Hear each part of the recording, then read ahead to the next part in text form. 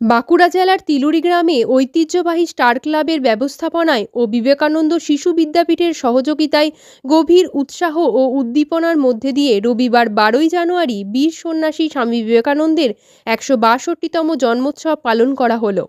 এছাড়াও সরকারি ও বেসরকারি বিভিন্ন সংস্থা ও ক্লাবও স্বামীজির জন্মদিনটি শ্রদ্ধার সাথে পালন করে জেলা জুড়ে। বাঁকুড়া জেলার শিক্ষা ও সংস্কৃতির অন্যতম কেন্দ্র তিলুরিতে স্টার ক্লাবের ব্যবস্থাপনায় ও বিবেকানন্দ শিশু বিদ্যাপীঠের ছাত্রছাত্রীদের সক্রিয় প্রাণবন্ত অংশগ্রহণে অনুষ্ঠিত হল নৃত্য, আবৃত্তি, বসে আঁকো, যেমন খুশি সাজো প্রতিযোগিতাও। এই মহান কর্মযজ্ঞে বিশেষ অতিথি হিসেবে উপস্থিত ছিলেন এলাকার বিশিষ্ট নাট্য ব্যক্তিত্ব উৎপল রায়, সমাজকর্মী তপন চ্যাটার্জি, প্রাক্তন শিক্ষিকা বিজয়া রায়, সাংবাদিক সুদীপ সেন ও অন্যান্যরা। প্রতিযোগিতা শেষে পুরস্কার বিতরণের মধ্য দিয়ে অনুষ্ঠানের সমাপ্তিও ঘোষণা করা হয়।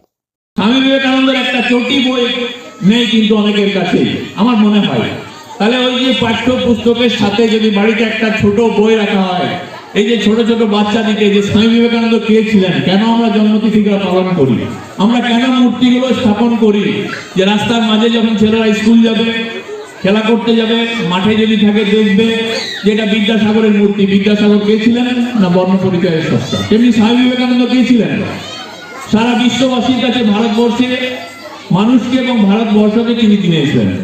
বেশি বলবো না, এবং আরেকটা কথা বলছি, দেখুন আমরা যারা সেবা করতে এসেছি বা আমরা যারা মানুষ, আমাদের মধ্যে কিন্তু অনেকেরই অনেক গুণ আছে, সবারই মধ্যে অনেক গুণ আছে, কিন্তু সেটা আমরা বিকশিত করতে পারি না বা পরিবেশ পরিস্থিতির জন্য বিকশিত হয় না। পরিবেশ পরিস্থিতির জন্য মানুষের গুণগুলো বিকশিত হয় না, আবার যারা সুযোগ পায় তারা কিন্তু সেই গুণটাকে বিকশিত করে। সেরকম ধরুন আমাদের মধ্যে আমরা যখন কোনো কাজ করতে যাব বা কোনো অনুষ্ঠানে যাব, কোথাও যাব বা এই যে জন্মতিথি পালন করব, তো প্রথম যেগুলো দরকার মানুষের বিশেষ বৈশিষ্ট্য তিনটা, আমি মনে করি তিনটা জিনিসের বিশেষ প্রয়োজন আছে মানুষের মধ্যে, আমাদের চলাফেরার জীবনে, সাংসারিক জীবনে, পড়ালেখার ক্ষেত্রে, কলেজ লাইফে। সেগুলো তিনটা হচ্ছে কি, যে একটা হচ্ছে আত্মনিয়ন্ত্রণ, আত্মবিশ্বাস এবং পরিশেষে 3 নম্বরটা হচ্ছে আত্মসমালোচনা। আর আত্মবিশ্বাস, আমার যদি নিজেরই বিশ্বাস না থাকে যে আমি এই কাজটা করবো, তাহলে আমি আরো 2জন বা 5জনকে নিয়ে সেই কাজটা কি করে করবো। আর যেটা সবচেয়ে বড় জিনিস হচ্ছে মানুষের জীবনে যে আত্মসমালোচনা, আমি সারাদিন কি করলাম, যদি কোনো একটা সময় আমি 5 মিনিট বিশ্লেষণ করি যে আমি কতটা ভুল করলাম, হতে পারে আমার তো সবটাই Saradama and the greatest Indian idol, superhuman idol throughout the whole world, that is Swami Vivekananda। তাদের সকলকে জানাই বিনম্র চিত্তে আমার অন্তঃস্থল থেকে সশ্রদ্ধ প্রণাম। এবং তারপর আমি জানাচ্ছি মঞ্চে যারা আসীন আছেন, বিশিষ্ট অতিথি এবং দর্শক মণ্ডলী, অভিভাবকেরা, ছোট ছোট ফুলের মতো বাচ্চারা, শিক্ষার্থীরা এবং কমিটির সভাপতি সদস্য, প্রত্যেককে জানাই আমার আন্তরিক যথাযোগ্য সম্মান। স্বামী বিবেকানন্দ সম্পর্কে তার আত্মজীবনীতে বিভিন্ন বই আছে, হয়তো আমাকে অনেকেই ভালো পড়েছেন বা জানেন, আমি সেই বিশদ আলোচনায় যাচ্ছি না।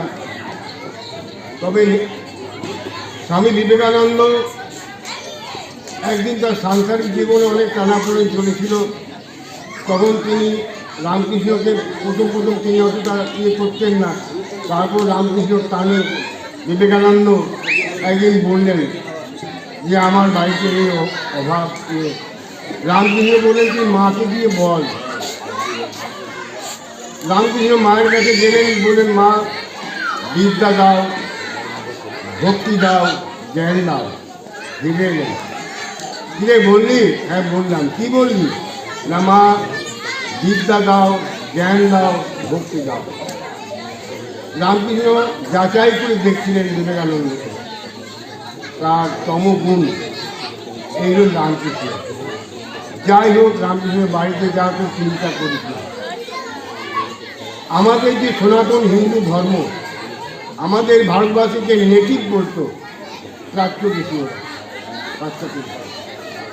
সেই চিকাগো ধর্মসভায় সবাই যেখানে বলছেন লেডিজ অ্যান্ড জেন্টলম্যান, সেখানে একমাত্র Swamiji Vivekananda, the greatest idol, Indian idol, ভারতীয় যে প্রাচীন বেদ বেদান্ত উপনিষদ, যে সনাতন হিন্দু ধর্ম, যার প্রচার আগে কখনো হয়নি, স্বামী বিবেকানন্দ সেখানেই উদাত্ত ভাষায় তার সম্পূর্ণ দখল ছিল। ইংরাজি, তিনি মৈথিলি, প্রাকৃত ভাষাও, সংস্কৃত ভাষাও স্টাডি করেছিলেন।